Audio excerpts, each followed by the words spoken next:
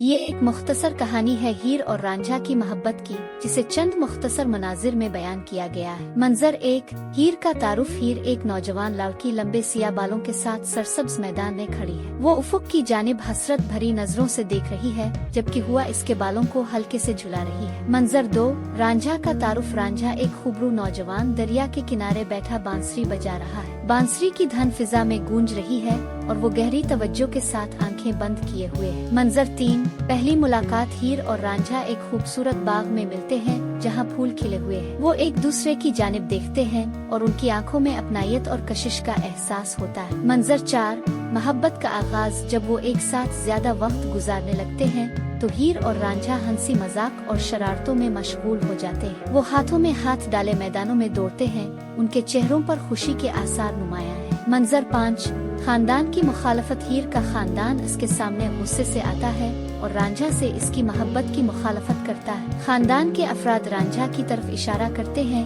जो दूर खड़ा बेबसी से ये सब देख रहा है। मंजर छह, जुदाई। हीर और रांझा को जबरदस्ती अलग कर दिया जाता है। रांझा हीर की तरफ हाथ बढ़ाता है, लेकिन इसे खानदान के अफराद दूर ले जाते हैं। उनकी आंखों में गम और बेबसी के आसार नुमाया है। मंजर सात, रांझा का सफर। रांझा अपने गांव को छोड़कर तन्हा सफर पर निकलता है, हाथ में एक लाठी लिए हुए। वो एक गर्द आलूद सड़क पर चलते हुए दिल शिकस्ता नजर आता है। मंजर आठ, दोबारा मुलाकात। लंबी जिदोजहद के बाद हीर और रांझा एक खेत में बड़े दरख्त के नीचे मिलते हैं। वो एक दूसरे को गिले लगाते हैं, उनकी आंखों से खुशी के आंसू बह रहे हैं। मंजर नौ, खुशगवार इख्तिताम। हीर और रांझा एक साथ दरख्त के नीचे बैठे हुए हैं, सूरज के गुरूब को देख रहे हैं। वो एक दूसरे के हाथ थामे सुकून और इत्मीनान के साथ बैठे हैं। ये कहानी हीर और रांझा की लाजवाल मोहब्बत की अक्कासी करती है, जिसमें हर मंजर उनकी मोहब्बत और जिदोजहद के एक अहम लम्हे को पेश करता है।